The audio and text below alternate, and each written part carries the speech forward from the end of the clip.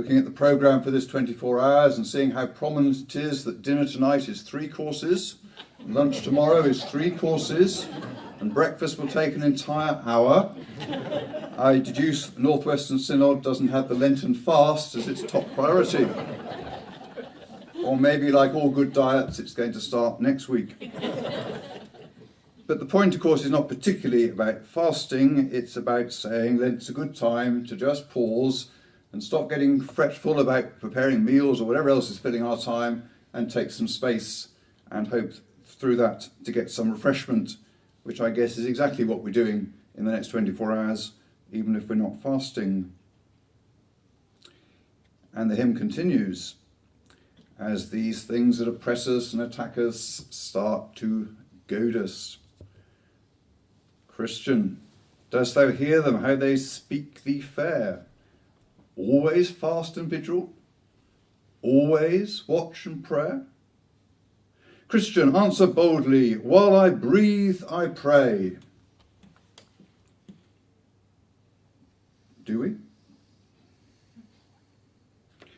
Would the visitor from Mars who came to our elders' meeting go away saying that the most prominent thing that happened then was prayer?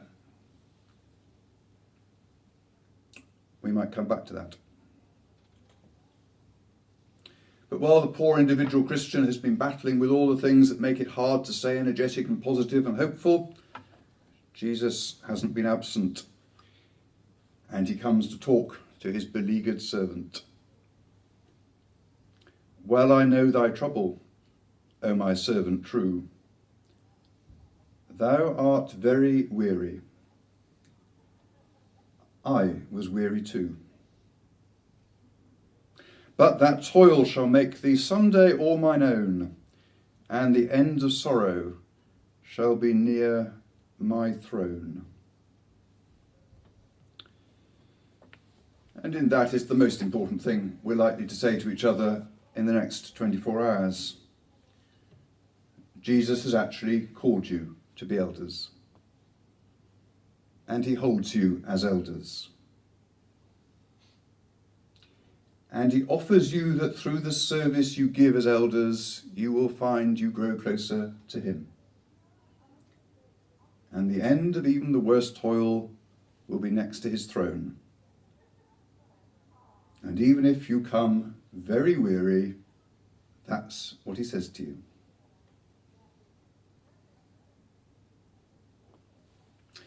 You might, of course, raise the question, why did he call me?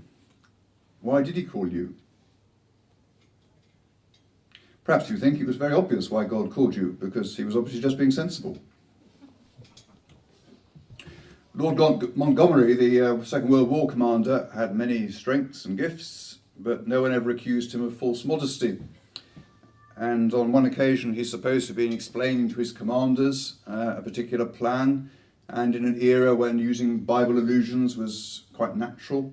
And he apparently said to them, and actually in the Gospels, our Lord says whatever it was, and what's more, I agree with him. Well, if you're here as the perfect elder, it's obvious why God chose you to be an elder, because you're a perfect Christian, then possibly the best thing you can do is just slip out with Richard now, and he'll lock you in your room and give you a book on humility, and then the rest of us can get on with the conference. And in particular, I'm certainly not here as the ORC version of Superman, sort of super elder, to tell you what to do. If an elder becomes the moderator of General Assembly, something does change. It's not that you move from being imperfect and inadequate to being perfect. What changes is simply that your mistakes become more public. And anything I say that's wrong today is now going to be recorded forever. I guess there are probably 2 reasons why I'm actually here. One is that you are a really biblically based synod, because you only ever, according to your programme, invite people to speak to you who are called John. And the other thing is, I think I'm here to erect some frameworks within which you can refresh each other in your ministry as elders. Now, the title of this session is The Changing Context of Eldership, which could be taken in all sorts of different ways.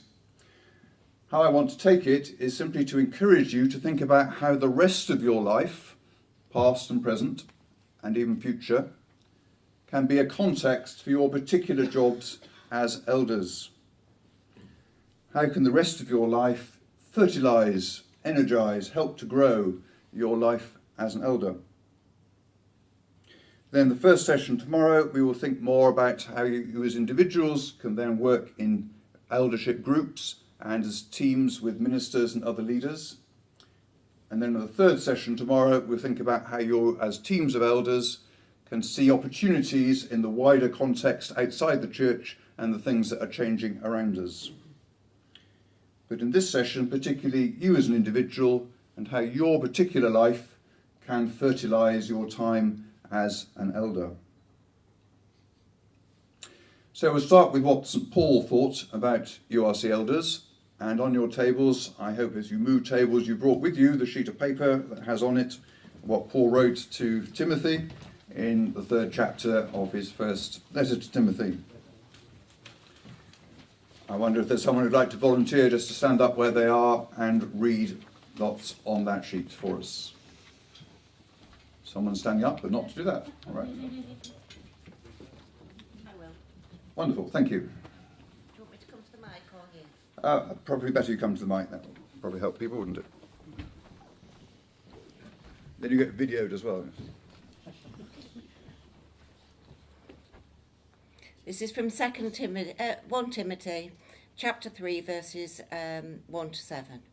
The man who aspires to be a leader in the community has set his heart on a splendid thing. Whoever said that spoke a true word, for a true leader of our people must be above reproach. He must have one wife only. He must be sober and self-restrained, living a well-ordered life. He must be hospitable and must be a good teacher. He must not be too fond of wine. He must not be aggressive, but gentle and peaceable in disposition. He must not be a money lover. He should manage his own household well and command the respect of his own children. If a man does not know how to manage his own household, how will he be able to care for the church of God? He must not be a new convert, for he might become conceited and fall under the same judgment as the devil.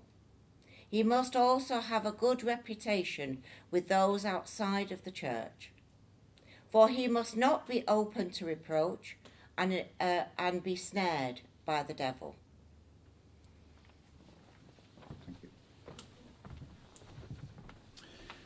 Good, thank you very much. Now that comes from the Translator's New Testament, which is a Bible Society publication designed to help people who are going to translate the Bible into other languages. And it tries hard to avoid any sort of partisan language. And so in the key phrase in the first line there, leader in the community, in the second line, leader of all our people, it avoids some of the words that have been very controversial through the centuries. And at the bottom of the page, I put there some of the other translations of those phrases that you can find in other versions of the Bible. Different people all trying to say, well, how do we best capture what Paul was actually saying in the original Greek? And lots of Bibles, particularly older ones, translate at those points the word as bishop. There are those in the Reformed tradition who will argue vehemently that it's perfectly proper to translate those as elder. But you'll see there are at least 9 other alternatives you can use down the bottom of the page there. In our culture, bishops have a standing, both inside the church and outside the church. If the media want someone to comment on behalf of the church, they wouldn't normally go to a synod moderator or district chair, they'd want the bishop. That's the picture. When you were elected an elder, I suspect your church didn't give you a palace and a purple frock and a chauffeur and a gardener. But actually, Paul is saying here, your job's that same job. Basically, that's what you're about. You are called to be the people who have oversight of Christ's flock. Your job is as important as a bishop. But here is Paul saying what you ought to be looking for in someone who's an elder. So I'm going to ask you to have a few minutes around your table, thinking back to the last time in your church you had an elders election. And what sort of conversations happened as you got ready for the elders election and decided who to nominate, whether they were in the elders meeting or the house group or in the car on the way home from church? What were the sort of things you were thinking about? What were you looking for in the people you might nominate as elders? And as you think over that, compare it with this paragraph.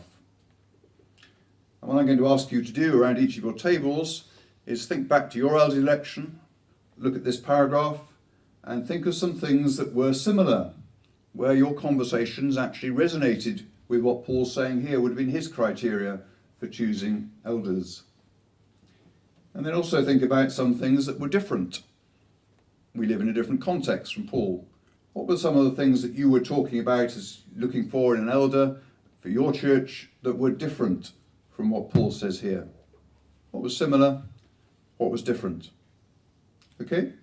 So around each table, have a think about that, and then I'll be asking for some responses. So if each table had one really good similar and one really good different point to offer when we come back in a few minutes' time, that would be excellent. Thank you.